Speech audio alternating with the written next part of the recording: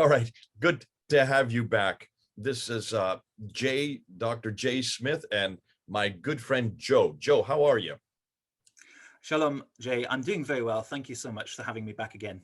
For those of you who don't know who Joe is, he has actually been on this show before. We had him, I think it was last year, 2020. Am I correct, Joe?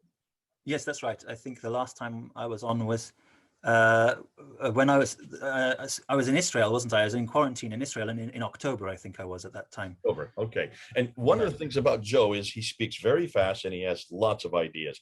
What we are going to do today, however, is we're going to talk about Mecca. And the reason why I've just put up the video about Mecca, and I introduced Mel from Sneakers Corner, one of his idea as to what or where the Mecca is from the Byzantine Chronicle of 741.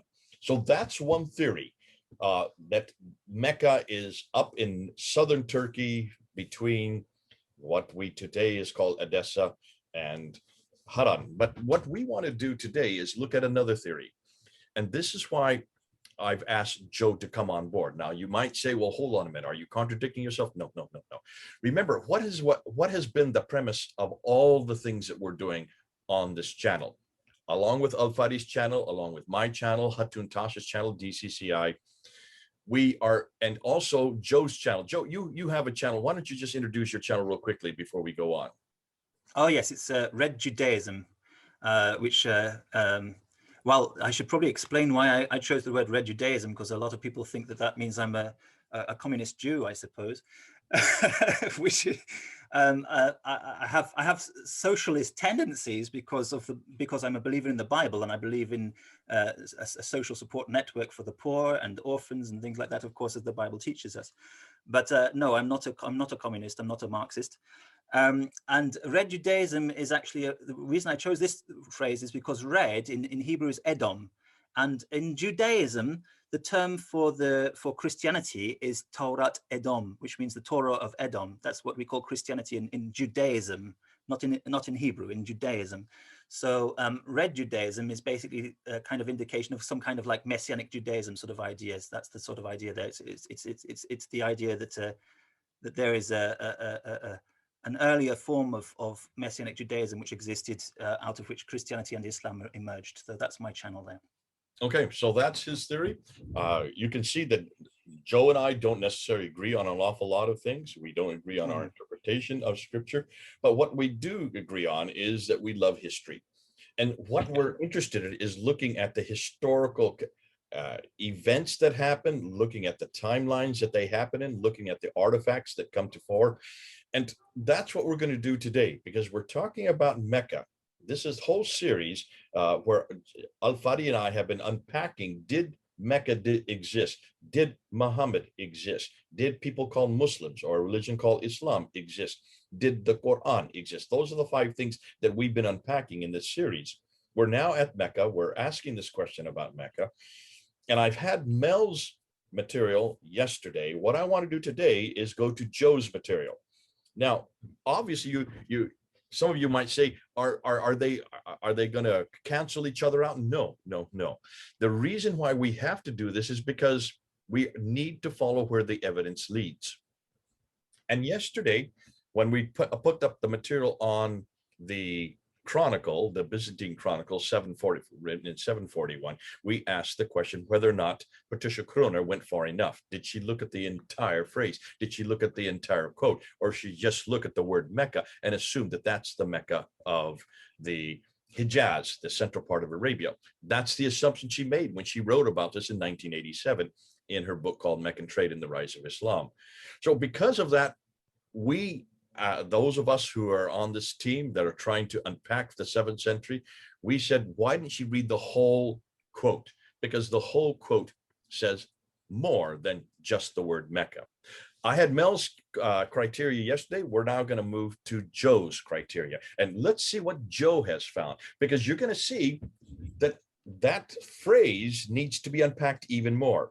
So Joe, you are here and you have a PowerPoint. So let's go ahead and put up your PowerPoint. It's just, I think, 2 or 3 slides or 4 slides at the most. It's not very much, but you're going to show us that there may be another way to unpack that phrase, another way to look at the geography, another way to actually look at a map and see where this place was that was called Mecca in 741. Over to you. Thank you, Jay. I'm just trying to find that. I hope that's going to share now. Here we go. All right. So Mecca. Now I just put up here the word at the top here, Makkah. I spelt it with 1 K and just M-A-K-A-H, because that is the word as it appears in the, I always want to avoid the Abbasid sources. I want to always go back to the Umayyad sources. And in the Umayyad copies of the Quran, that's how it appears, like this. It doesn't have... For people who may not know what you're saying, I'll just interrupt here real quickly. Yes. The Umayyad were in power from 661 up until 749. And the Abbasids took over, and they took over from 749 right on up after that. But the Abbasids hated the Umayyads. The Abbasids come first. They are headquartered in Damascus. That's their political headquarters. And the Abbasids, who are Persian in background, were headquartered in what was then called Ctesiphon, but then became Baghdad later on. Mm-hmm. That's right. So basically what we've got at the top here is the Umayyad Makkah, and underneath versus the Abbasid Mecca, also spelled Makkah, but there you see the difference in spelling also. They've got a lot, they put a double K over, see these little marks over called haraka, and over the Arabic letters. This is those are called fatah. That's the actually that's the vowel fatah. That's the ah vowel. That one, that fatah is double. Yeah, exactly. Means it's doubled. It's doubled. It's yes, twice. yes, that's right. So we've got M, K, and H essentially, and here you have those markings as well, which are also Kirat markings as well. Kirat markings cantillation marks. The 8th century. So this would not be the 600s. This would be the 700s where those were introduced. So there's essentially 2 different words. One is the Abbasid word, and one is the Umayyad word. And I put it like that because, in fact, if we're looking for the early Mecca, we should actually always look for the Umayyad word, not for the Abbasid word. But nevertheless, we still can't find anything except one source. So this is the earliest source for the origin of the word Quran in the Umayyad, what you could say, fragments of the Quran, chapter 48, verse 24. This word appears out of nowhere. Nobody knows what it's about. It looks like that. And in fact, even these 2 dots are missing, but I couldn't get it without the 2 dots. It just looks like this, and nobody even knows what it's talking about. It says that there's some kind of, there was some kind of battle averted. If you look at Quran 48:24, it says that the hands were withheld from each other in the Batin Makkah, which could mean the valley of Mecca or the basin of Mecca. Some kind of conflict between the believers and some kind of non-believers was avoided in this place called Makkah, and as a result of that, the believers were able to get their offerings to the inviolable place of worship, or the Masjid al-Haram. But something was hampering from... I've got it right here. Why don't I read it out so everybody can hear? Now, this is from the Hilali and Khan, the translation. And he it is who has withheld their hands from you and your hands from them. In this translation, it says, in the midst of Mecca, after he had made you victors over them. So you're right, it's a battle.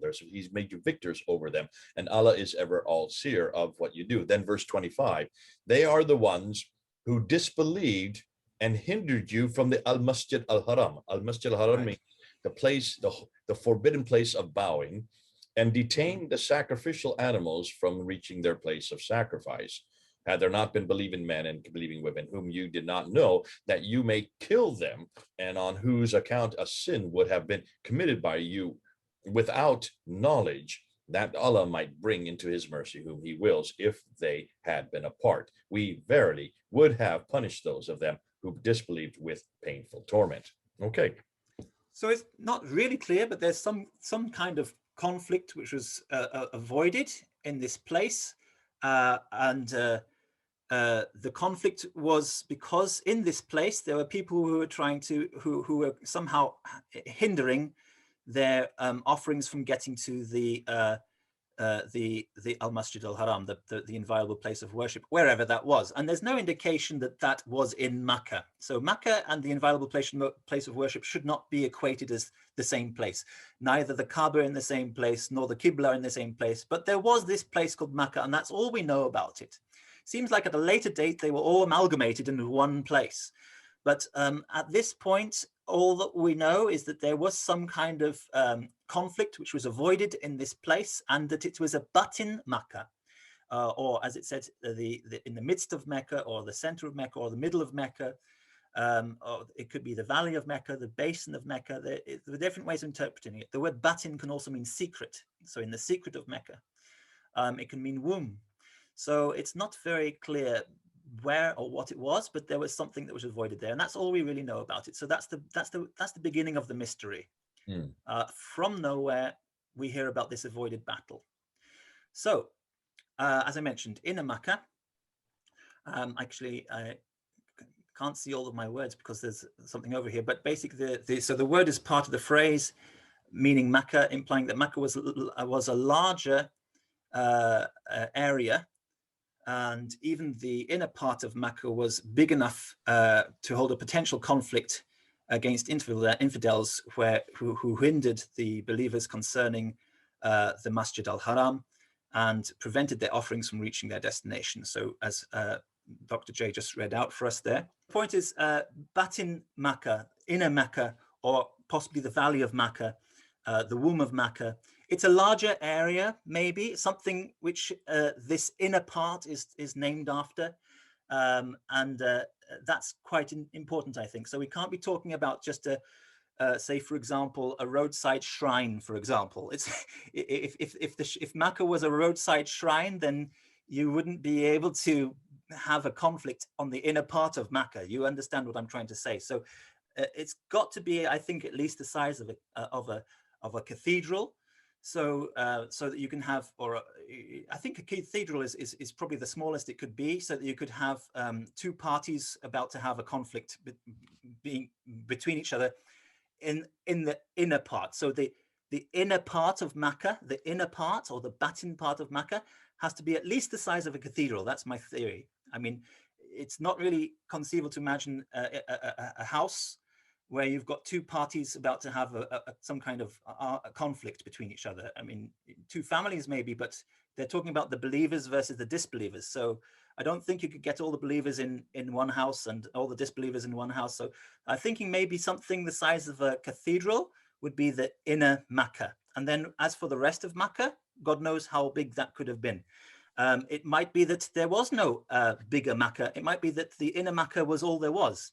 It was pointed out to me that Batin Mecca could actually just be the real name, that what we're thinking of as Mecca being the name and inner Mecca might actually be a mistake. It might be just one word, Batin Mecca might be the correct name for the place we're looking for. It might actually be called Batin Mecca because he was from Iraq, and he pointed out to me that they have plenty of Batin such and such, Batin this, Batin that in Iraq. And so Batin Mecca could just be another name of a place. But if it's not Batin Mecca, if Batin Mecca is not the name, if Mecca is the name, then we can imagine that justifiably that Mecca would have been a bigger area and that Batin Mecca would be a smaller part of that bigger area. So it's got to be something large enough. It can't be a roadside shrine or a house or something like that. So that's all we've got from this point. So where might it be? Okay, so we get this the idea of where it is from the Byzantine Arab Chronicle of 741 AD, which Dr. J mentioned Patricia Crone quoted from, but she only quoted a very small part of it. The context is that Abdul Malik ibn Marwan was expanding his kingdom, and he chased Abdullah ibn al-Zubayr, whom his father had attacked on so many times in various wars, all the way finally. Let me just interrupt here very quickly. Yes. So for those who know, just to give some historical context, who is Abdul Malik ibn Marwan? This is the king who lived up in Damascus. He was Umayyad. He was the second in the Marwan family, and he ruled from 685 to 705. We've talked about him many times. We had Murad come on and talk about the Dome of the Rock. He was the one that built the Dome of the Rock in Jerusalem. So he's very famous. We know all about him, and he did not like Zubair, or Zubair did not like him. And so we've talked about Zubair as well. So put that into historical context. We're talking about now Abdul Malik, who's living in Damascus, and Zubair, who is his governor, who is now rebelling against him. Back over to you again. Thank you. And the other thing about, interesting to compare their coins, since they're fighting each other, I think it's really important to, if you can, bring up and put a picture of their coins. A coin of Abdul Malik, his style is what we call Byzantine Arab style. And then a coin of... right here. Here comes his coin. There you go. The way I understand it is that the first coins of Abdul Malik are what we call Byzantine Arab style coins. And they're gold, and they imitate the Byzantine style. They sort of have this Abdul Malik. He conquers Abdullah ibn al-Zubayr, and he adopts Ibn al-Zubayr's style. Ibn al-Zubayr's coins look like this. If you have one, you can put it up. Mm-hmm. And you can see that that's a very Zoroastrian, typical Sasanian coin, with the slight difference that it's got Bismillah written on the side of it. But otherwise, it's indistinguishable from a regular sort of Sasanian coin. Mm-hmm. And Abdul Malik adopts that style. There is this sort of style that is this Arab Byzantine style, which is Abdul Malik. And meanwhile, Ibn al-Zubayr has got this Arab Sassanian style. Then Abdul Malik conquers Ibn al-Zubayr, and then he adopts an Arab Sassanian style, and then very quickly changes his mind and brings in this Islamic style. So I think observing the coins and understanding this record, the Byzantine Arab Chronicle here, is very important, because I think it shows two different kingdoms. One was what we call the Arab Sassanian kingdom of Ibn al-Zubayr, Arab Sassanian, by the way. So Ibn al-Zubayr is supposed to be, according to the Abbasid narrative, Ibn al-Zubayr is supposed to be way down thousands of miles to the south in Mecca, in Hijaz, and yet his coin is Arab Sassanian coin being minted in Persia. So that's quite interesting, that Ibn al-Zubayr's coins are Arab Sassanian, Abdul Malik's coins are Arab Byzantine style, very, very similar to the coins of Muawiyah before him.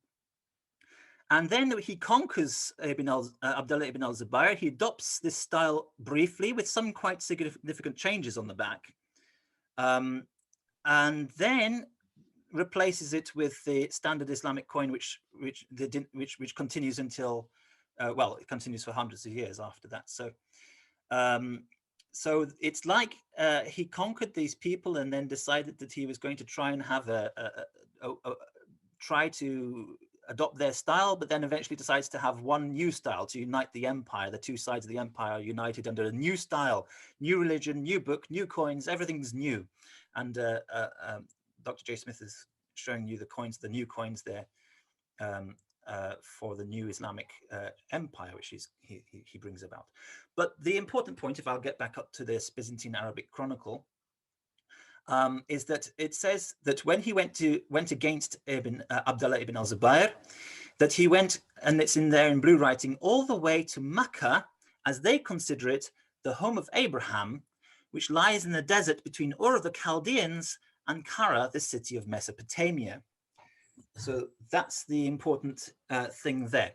So he chased Ibn al-Zubayr, he chased him all the way finally to Mecca, as they consider it the home of Abraham. So Mecca, the place that the Arabs consider to be the home of Abraham, which lies in the desert between Ur of the Chaldeans and Kara, the city of Mesopotamia.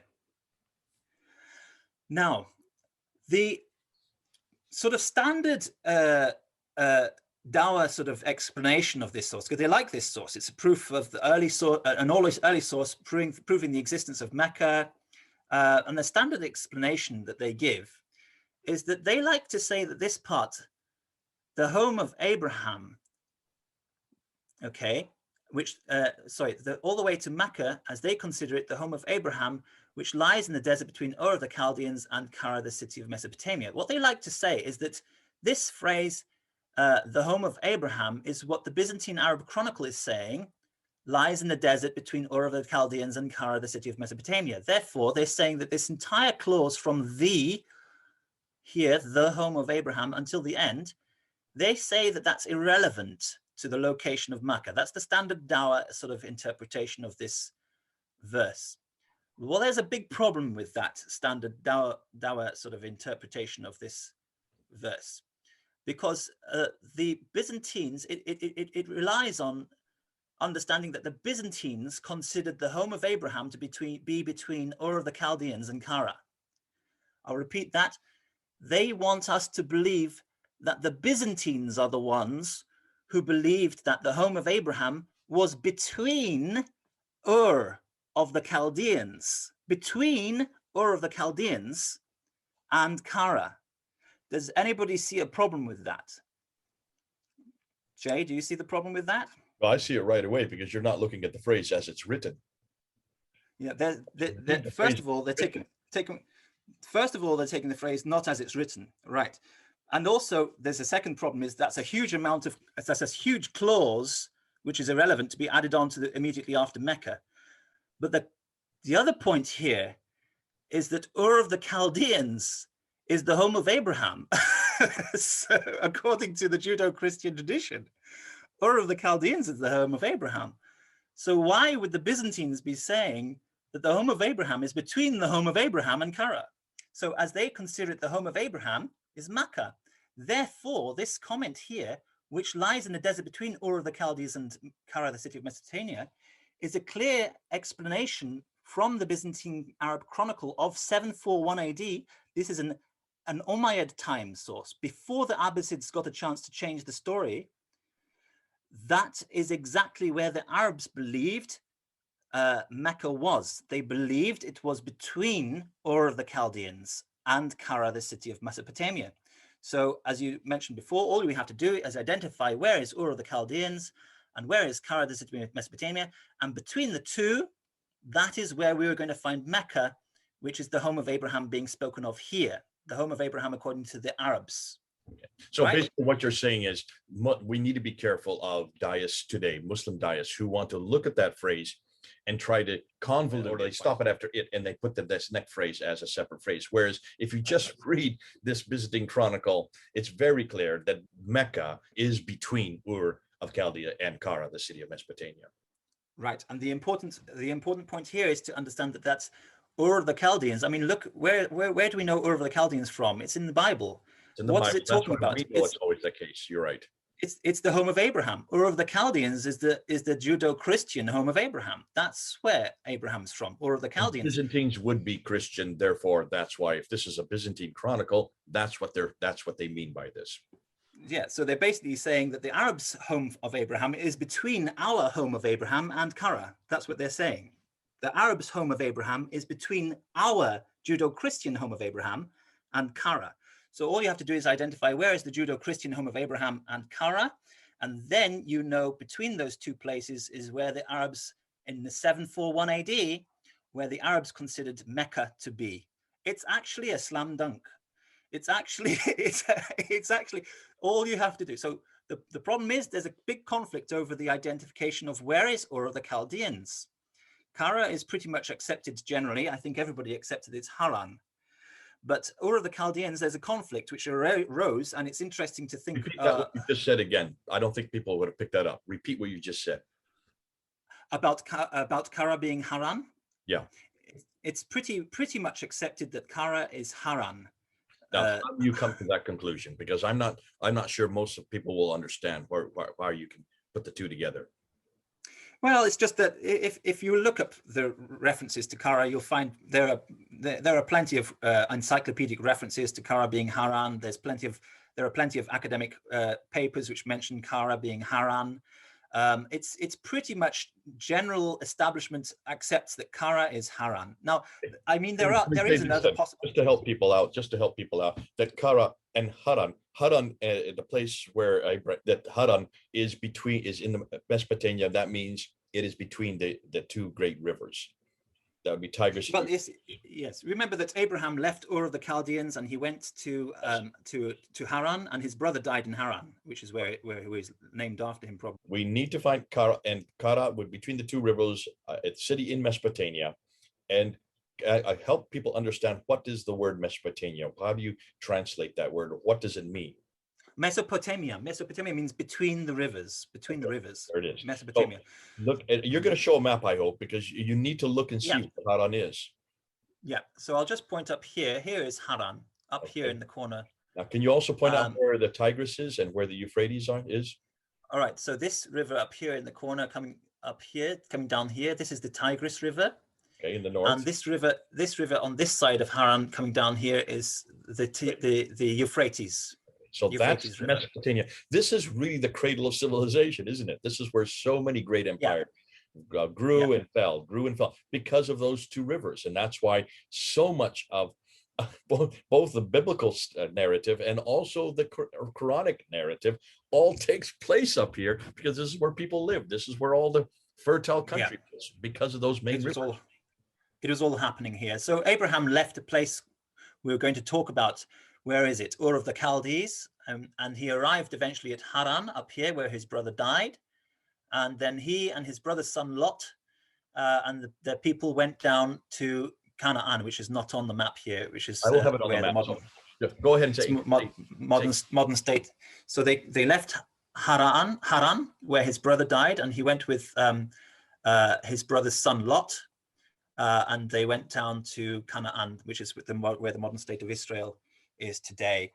So that's where Haran is, up here, just on the what side of that? Just on the right bank, the right side of the Euphrates River, between the eastern side of the Euphrates, inside of what we call classical sort of Mesopotamia, between the two rivers, between the Euphrates River and the Tigris River. So this entire area is Mesopotamia, and Haran is the famous city of Mesopotamia. So that's the source there. And it says that the city of Mecca is between that Haran, Kara, the city of Mesopotamia, and the Judeo-Christian home of Abraham, which is called Ur of the Chaldees. So the Judeo-Christian home of Abraham is not the same as the Arab home of Abraham, which they say is Mecca. Well, that's right. And in fact, there's been a debate on the location because it was lost. But we do need, I mean, obviously they wouldn't have been trying to find Ur of the Chaldees unless the tradition had been lost to the Western world. So in order to find out where the Byzantines believed Ur of the Chaldees was, we have to go to early Byzantine sources. Now, I happen to have found one, which is on the next slide here. So it's called the Journey of Ageria. It's from the 4th century AD. And this is a Byzantine source on where they believed Ur of the Chaldees, the home of Abraham, was. Okay. And it says, so I also asked the Holy Bishop, where is that place of Ur of the Chaldees where Terah lived at first with his family? And the Holy Bishop said to me, the place, daughter, of which you ask is at the 10th station from here. As you go towards into Persia, there are 5 stations from here to Nisbis, and 5 stations thence from Nisbis to Hur, which was a city of the Chaldees. But there is now no access for Romans, for the Persians hold the whole country. This district in particular is called Orientalis. It is on the borders of the Romans, the Persians, and the Chaldees. Now, the pilgrim, Ageria, who's a lady who was doing a pilgrimage way back in the 4th century, has arrived in Haran and on her pilgrimage, Kara, the city of Mesopotamia. And she's talking to the bishop of Haran and wanting to find out where is Ur of the Chaldees, where Terah lived with his family, the home of Abraham. Terah is the father of Abraham. So the family of Abraham lived in Ur of the Chaldees. This is the Byzantine belief at that time. Mm-hmm. So she's wanting to find out how to get there. And he says that it's 10 stations from here, 10 stations hence. That's here being Haran, where they are, which we saw on the map just now, up here. 10 stations from Haran, towards Persia, Persia is in this direction, not this direction, not this direction, not north, south, east. Sorry, it's not north, it's not south, it's not west, it's east. So 10 stations towards the east from Haran is where Ur of the Chaldees is, the home of Abraham. Can I just jump in here? Are we Yes. suggesting stations means where you would go for 1 day's walk, then you'd sleep overnight? That's one station. 1 day's walk, you sleep overnight, or camel's journey? Is that what we're talking about, stations? So these are places like oases along the way. These are places for a pilgrim to go. Is that what I'm thinking? Yes, I think they're resting stations, and he gives the exact distance of that, saying that from Haran to Nisibis is 5 stations. So on the map here, we're looking. Here's Haran, up here, and here is Nusaybin, which is Nisibis, and that's quite a long distance. Just so people don't get confused, that's the modern day name for what was then in the 8th century Nisibis. Remember, cities change names all the time. Just be aware of that. We've already mentioned Ctesiphon became Baghdad. We mentioned that Yathrib became Medina. So this is quite normal, where Nisibis would now be Nusaybin. Yes, Nusaybin. And in the Islamic sources, it's called Nusayb as well. So that's the Abbasid sources. So Nusaybin was what the Byzantines called Nisibis. And the distance between Haran and Nisibis was 5 stations. So that's 5 stations distance, traveling 5 stations from Haran to Nisibis, Nusayb. Okay, so we get a rough idea of the distance, but there's no clear idea of how many stations it is. But at least we can understand that the distance of a station is not a small matter. It's a large amount of traveling that you can do in a day, or maybe more, because this is quite a long journey. So there we go. So let's just even off at 150 miles, and that's 5 stations. So 150 divided by 5, we've basically got 30 miles, maybe a station. 30 miles. It sounds like you can easily do in a day. A day's journey. So maybe 30 miles, maybe a day's journey. So that's a station. Okay, so maybe a station we can understand as a place to sleep overnight before you go on and carry on the next day. So 30 miles a station, 150 miles, that's 5 stations to Nisibis. So it's quite a good distance. Okay, so, and then he says that from Nisibis, it's Ur of the Chaldees, Abraham's Ur of the Chaldees, according to the Byzantine tradition, which is the same tradition which wrote the Byzantine Arab Chronicle, where it says Mecca was between Ur of the Chaldees and Haran. So the same Byzantine tradition, Byzantine church tradition, is that Ur of the Chaldees is another 5 stations from Nisibis, and it gives us some idea of which direction to go from. But I actually drew this little line there, 5 stations from Nisibis. Just move this out of the way. 5 stations from Nisibis, and I've got the same distance. That's another 150 miles green line. I've done it down going towards the Tigris, but it's going to be the same sort of distance from there. Now, I did it in that direction. I mean, there's a bit of common sense before we even read what the bishop tells us about the direction. There's a little bit of common sense tells us that, for example, you're not going to go 5 stations to Nisibis and then double back on yourselves and go 5 stations, say, for example, down towards the southwest. You know, why would you go all the way to Nisibis and then 5 stations down towards the southwest when you could have just gone from Haran down the Euphrates River? You see, it doesn't make sense that it would be from Nisibis then going back another 5 stations towards the southwest. The Khabur River, which goes... Or to go down the Khabur River from Nisibis. I mean, it doesn't make a lot of sense that you'd go down the Khabur River. I mean, you go to Nisibis and then you'd have to go back down the Khabur River. Why not just go along the Khabur River immediately? Yeah. You know, so some common sense can be taken with what the bishop is saying. He's saying you've got to go to Nisibis first because Ur of the Chaldees is further on from there.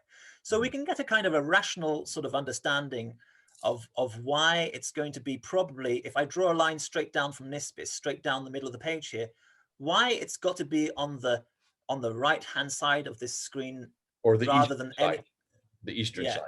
So the eastern side of Nisibis, why it's got to be over here rather than anywhere on the western side of the screen. If you draw a straight line down from Nisbis, there's some common sense which makes sense of that. Likewise, it's not going to be anywhere to the north in that quarter. So if you think about quadrants, it's not going to be in the it's not going to be in the northwest quadrant from Nisbis. It's not going to be in the southwest quadrant from Nisbis.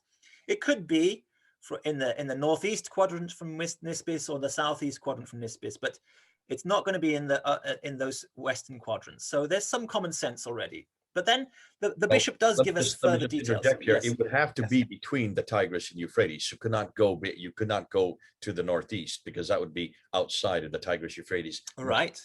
So you have to remain in Mesopotamia. You have to be between those two rivers. Right. That's also common sense too. So, but let's go back and read what else the bishop says about the direction. Okay.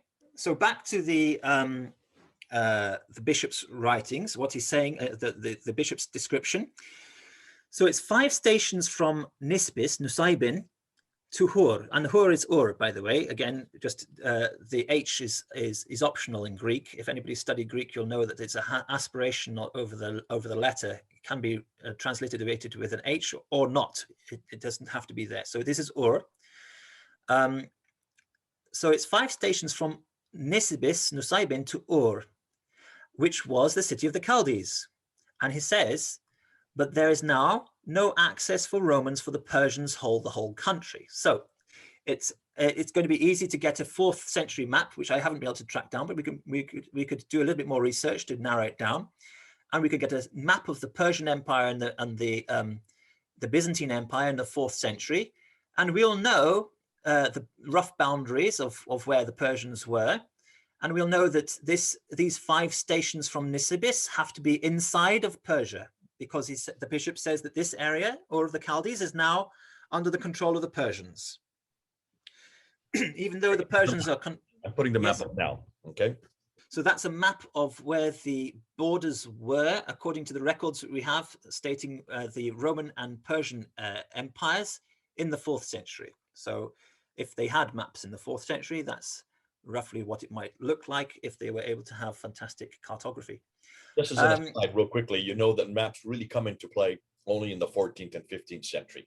So all the maps that we have for ancient era are what people have written in their journals.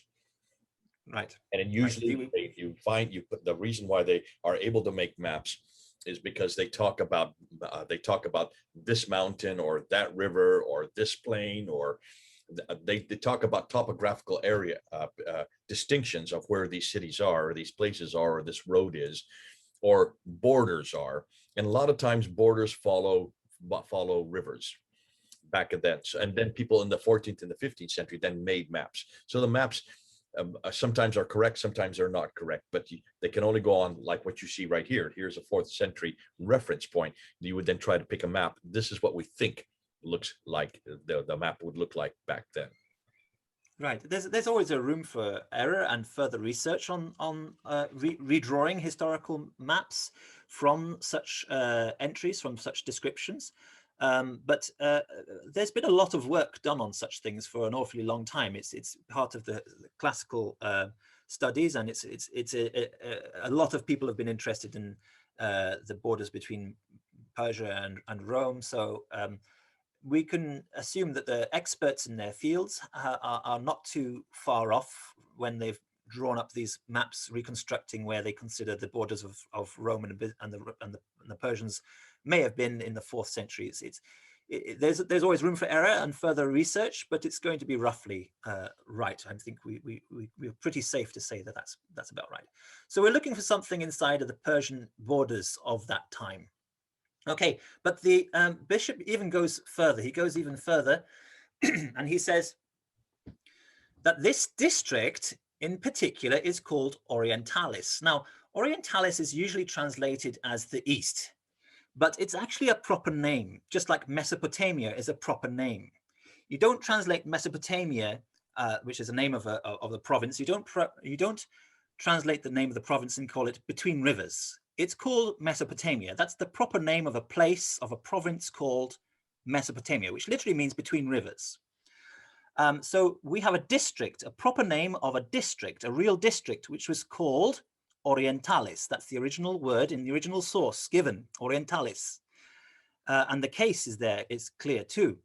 It's not correct to translate Orientalis into English as the East. That would be as wrong as translating Mesopotamia into English as between rivers. It's a proper name of a proper district, Orientalis. And if you're interested, the Oriental Orthodox Church is named after this province, Orientalis, because a lot of people were confused. Why do we have a church called the Oriental Orthodox Church? And why do we have a church called the Eastern Orthodox Church? When Orientalis means Eastern, so it's the same thing, right? But it's because the Eastern Orthodox Church, or just simply the Orthodox Church, Byzantine Church, is not named after the province or the district of Orientalis, which was an entirely sort of a monophysite area. Very important to mention that monophysite, because that comes up a lot in my research in particular, and we'll talk about that more later. But it's a very strongly held by Syriac Orthodox Christians and Armenian Orthodox Christians. Both these churches are what we call part of the Oriental Orthodox Church because of Orientalis. So it's a province or a district called Orientalis. And Orientalis was traditionally, this is obviously a Roman name for its, and it is on the borders of the Romans, the Persians, and the Chaldees. Now, we know that the area is currently held by the Persians, but the bishop is saying that there is a traditional border of Persian, which obviously Persia has overstepped its traditional borders by the time the bishop is speaking. But the traditional borders of Persia and the Romans and the Chaldees, where the three meet, that is where the district called Orientalis is. So the district called Orientalis is on the border of these three traditional areas, the Romans, the Persians, and the Chaldees. The Chaldees are not in the north, so we're looking to the south. So let's look at the map. So we've got our clues. We know that it's 5 stations from Nisibis, Nusaybin, towards Persia, as he says, as you go into Persia. So you're going towards Persia, and he means as you're going into the traditional borders of Persia. So it's going from Nusaybis towards Persia, which is down this direction, sort of the southeast towards Persia. Persepolis is down there, way down there. We know that this area has been conquered by the Persians, but is actually an area where there used to be a Roman Empire border, a Persian border, and a Chaldean border. So Chaldees have been to the south, not in the north of Nusaybin. So we know that there are no Chaldees in the north of Nusaybis, Nisibis. There are no Chaldees to the north of Nisibis for thousands and thousands of years. The Chaldees have been down the south there. So we're looking towards the south part of Mesopotamia for the border of the Chaldees. So coming up somewhere from the south, the border of the Chaldees, where the Chaldees would meet the border of the Romans and their extent over Mesopotamia and the province called Orientalis, and where the traditional borders of Persia were, somewhere where the three meet is where we're going to find the Byzantine tradition on where Ur of the Chaldees was. And it's going to be about 150 miles in that direction. So you can see where my mouse is going around, my cursor. It's going to be around here somewhere. I drew the line going from Nisibis down to Mosul originally, because that's actually the same distance from Haran to Nisibis. But you see that following the directions or the instructions that the bishop has given us, it's going to be in this area somewhere. And it's quite interesting because it's coming quite close to this place called Sinjar. And Sinjar is very, very important and significant from Jewish tradition, because it is the plain of Shinar, which is where they built the Tower of Babel, according to Jewish tradition. And of course, there's the episode with Nimrod and the tradition of Abraham confronting Nimrod over the Tower of Babel. And so that is all happening exactly, roughly. I mean, it's not too far away from where the bishop is describing the location of where we can find Ur of the Chaldees according to Byzantine tradition, which means that the Byzantines are preserving, again, the Judeo-Christian, Jewish tradition also, that the home of Abraham was on the plain of Shinar, which is where we have Sinjar here is the plain of Shinar. Is somewhere around here is going to be the plain of Shinar. It could be Tel Afar, maybe that's the Ur of the Chaldees. It's somewhere along here.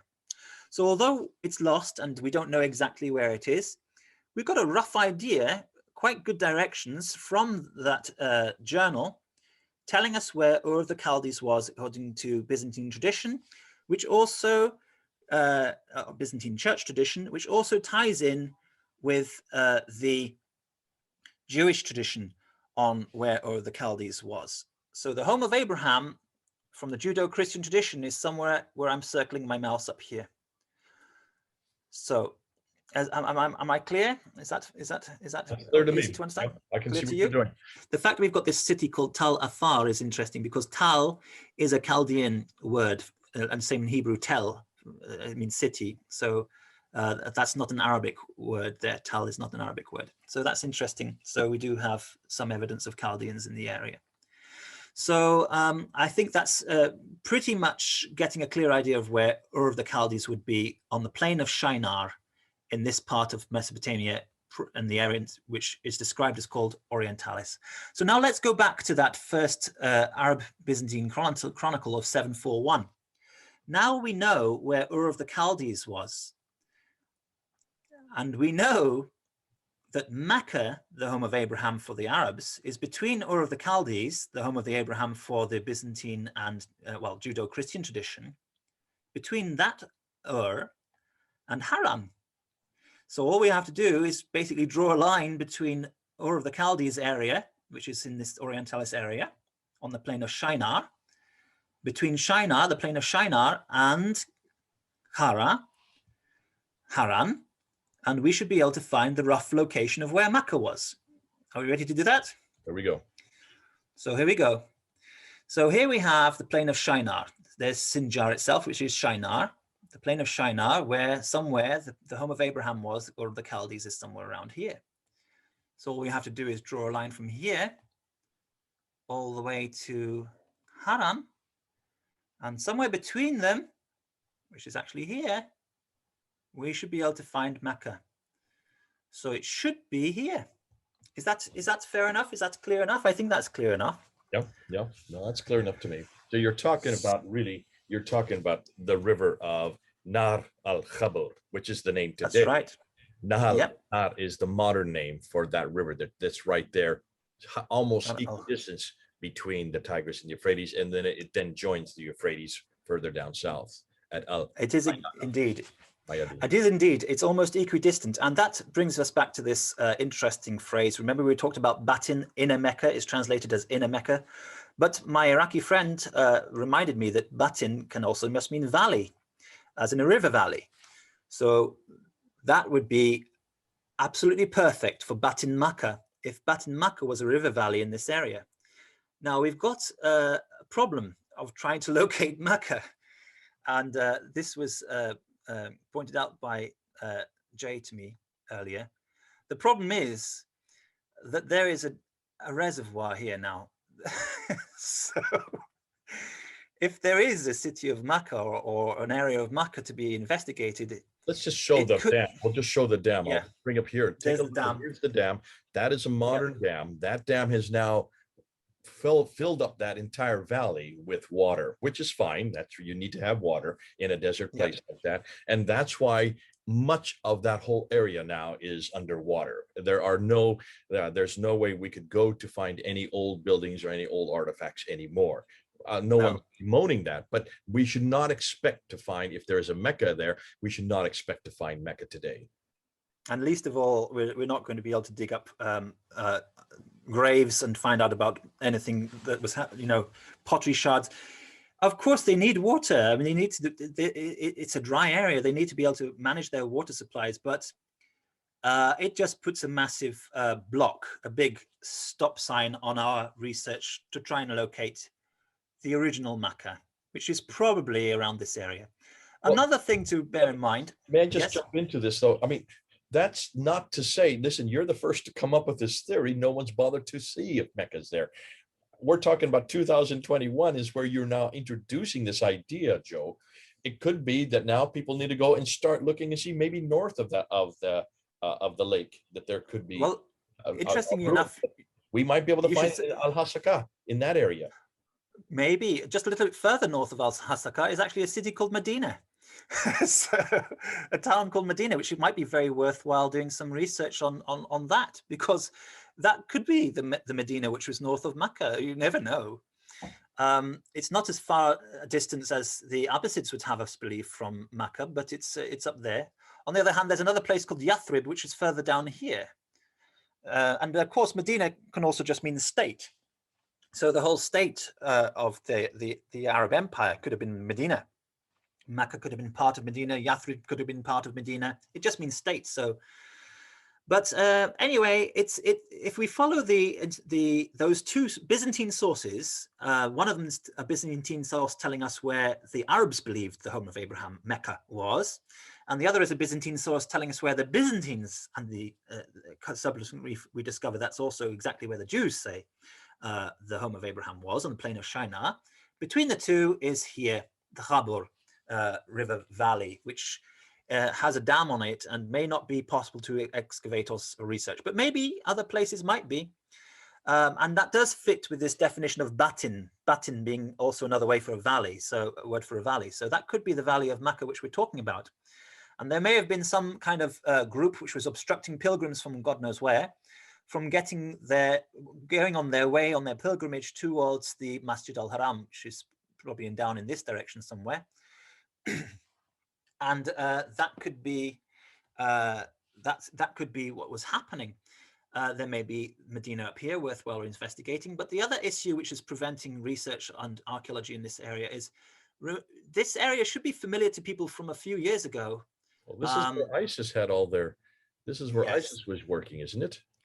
That's exactly right. This is where ISIS was doing all of its stuff. This is the border of Iraq and Syria here, and there's Raqqa, where ISIS had their capital city, and they were in control of all this area, and they went round smashing up to pieces every single historical thing they could find. Almost, almost makes you think and wonder whether, some of our more fanatic friends were aware of what we're talking about right now, long before we were. And they planned very carefully to destroy any evidence which might be pointing people towards the true location of Mecca.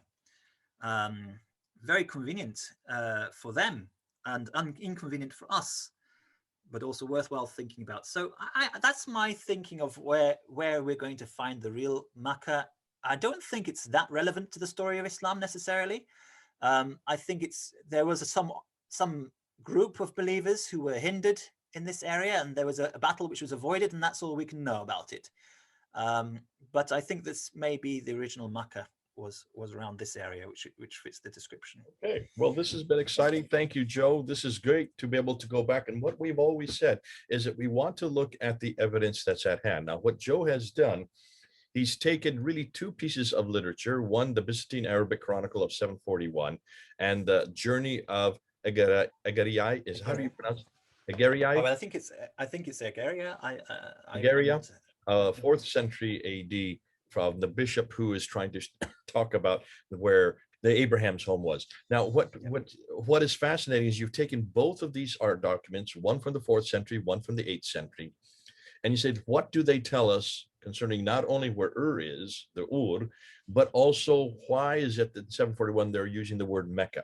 Why are we so interested in this word? Because this is the first time we see the word Mecca, the name Mecca, anywhere in any annals. Patricia Cron, we have to thank her for bringing it to the fore back in 1987. She didn't go far enough. She should have read a little bit more and tried to then put it and find it on the map, what exactly the 741 Chronicle was saying.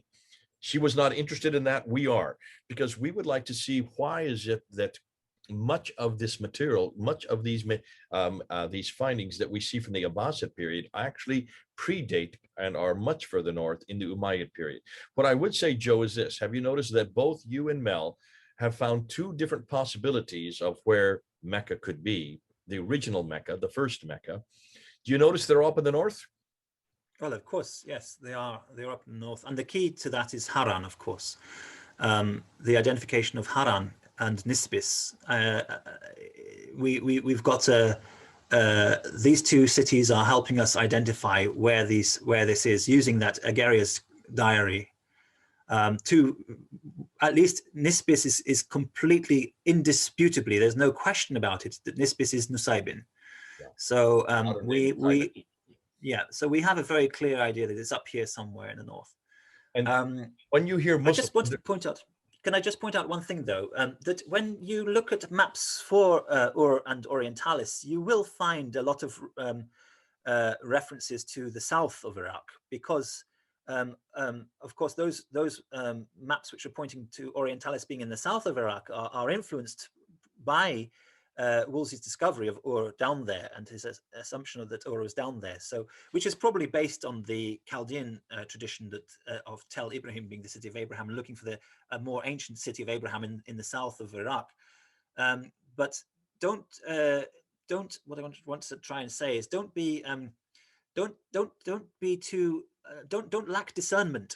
That's what I want to say. Don't lack discernment when you notice that Orientalis is in the southern part of Iraq, because those sources which are talking about Orientalis being in the southern part of Iraq are influenced by the already hundreds of years old opinion that Ur is down there. So they identify Ur down there first, and then they say that when Orientalis must be down here too, because that's the province of where Ur of the Chaldees was. You see, it's a bit circular. We've got to make sure that we quote we quote what the people in that century were saying. It's very clear in the 8th century they believed Ur was much further north. Today, now we know it's much further south, and that's because of Wolsey having discovered, or he wasn't actually the one that did discover, but he's the one that dug up the sands and found the city, and found the ziggurat, that huge ziggurat, and found so many of the trinkets and many of the artifacts from that time period. Now, we need to bring this to a close, but why is it we're even doing this type of exercise? Simply because the standard Islamic narrative, standard Islamic narrative, the Islamic traditions have always stipulated that Mecca is in the south. Here's a map. We're going to put a map here. This is where they've always stipulated Mecca has existed. This is where, according to chapter 7, verse 24 in the Quran, this is where Adam and Eve were thrown out of the Garden of Eden, which is up in space, down to earth. Eve was thrown down to this city. This is what the standard Islamic narrative says. This is also in chapter 21, verse 51 to 71 of the Quran. It's very clear that Abraham is in the Kaaba. He's going in and he's destroying all the idols. And the understanding is that Abraham also lived in Mecca, way down here, way down here. Why are we bringing this to the fore now? Because whoever wrote the standard Islamic narrative had an agenda. As Joe has said, that agenda was to eradicate and destroy anything that had gone before. They hated the Umayyads. They wanted nothing to do with the Umayyads. And they wanted their sanctuary to be the sanctuary for all history, for all Muslims. And so by doing that, they are putting Abraham down here in Central Arabia. Nothing existed in Central Arabia in the 7th century or before. There was nothing there at a place called Mecca. We've already shut down Jeddah. We now know that Jeddah didn't exist until the 8th century. Looks like Mecca didn't exist until the 8th century in the central part of Arabia.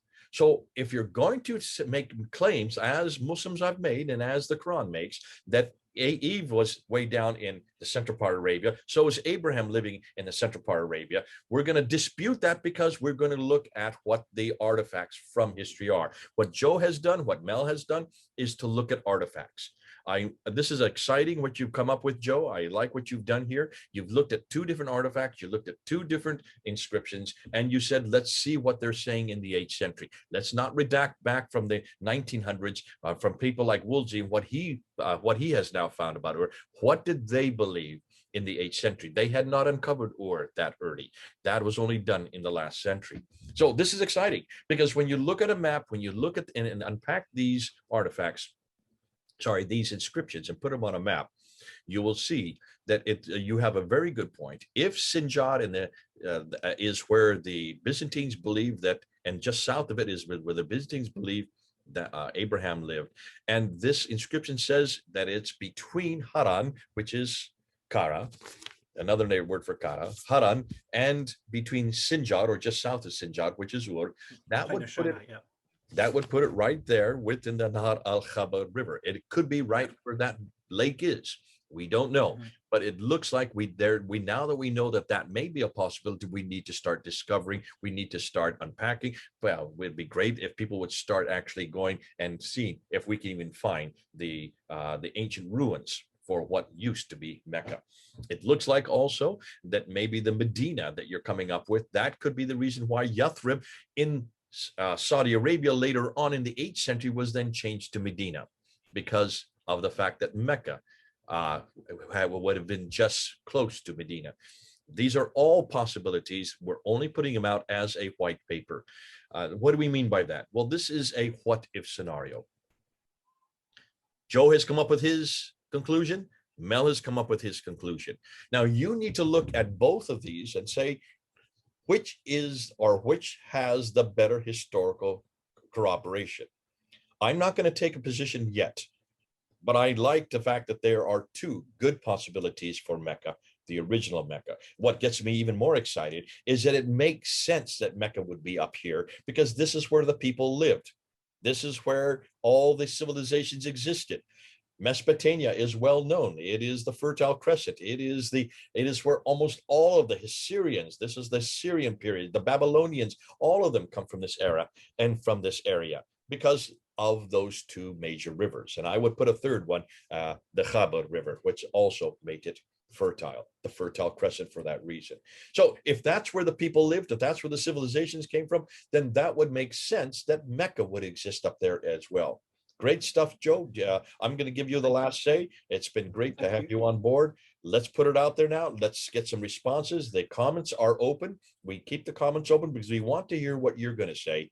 Do feel free, if you come up with any other material, if you have anything to corroborate it, or if you want to dispute it, put it in the comments. But please keep to this subject. Don't go off talking about this, that, and the other that has nothing to do with Mecca. We're trying to find Mecca. We know now it's not down in the Hijaz. It's not down in Arabia. Nothing is really down there than a few hamlets.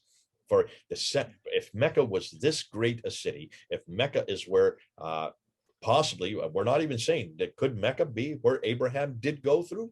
Possibly. Could that story have been started from that? Right. We don't know. We don't know. Probably, if he's coming from the plain of Shinar, which is near just south of Sinjar there, and he's going towards Haran, then he likely did stop in a Mecca on the Khabur River. You know, there's water there. Even that story of going and destroying all the idols could be perfectly correct. But it could be. They got the wrong place in the wrong period at the wrong time. Right.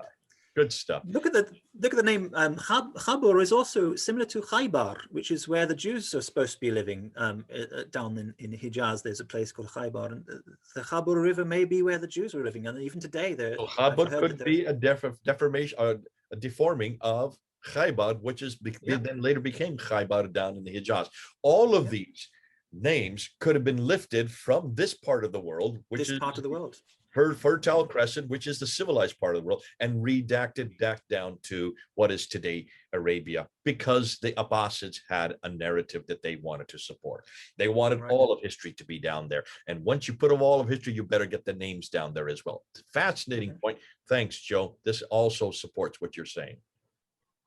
Thank you. Well, thank you so much for having me. Yeah. This is great. We're going to continue it. And the next time we're going to get together, I want you to tell me about who do you think Muhammad is? Because Mel thinks he knows who Muhammad is. I want then you, when we get to that, I'm going to put Mel's out there. And then I want Joe to come up here and tell me who you think Muhammad is, because you think you may have found him as well, but it's not Ilyas ibn Qabisa. You think it might be someone completely different. However, he is from up north. I'm just going to leave it there to whet people's appetite. To get them excited, to get them interested. Listen, Joe, I want to thank you for coming on board and helping us with Mecca. This has been exciting to not only get your side of the theory, to actually hear and look at the inscriptions that you forwarded for us, but also to look on a map and see where you think it is. Again, this is a white paper. A white paper is what the government does in Britain. They go and they put a white paper out and they leak it to the press, and then they want to see how people respond to see if this really is true or if this is something that is not something they should go forward with. And in some ways, this is what we're doing with your material and with Mel's material. White papers to put a what if scenario. But it's, to me, I'm almost convinced that you have a really good standing. You have a good case here. I like what you have done. So Thank you. Thank you very much. Thank you for coming. Well, thank you for having me. Thank you for having me. It's always a pleasure. Always a pleasure. God bless you. This is Jay and Joe, over and out.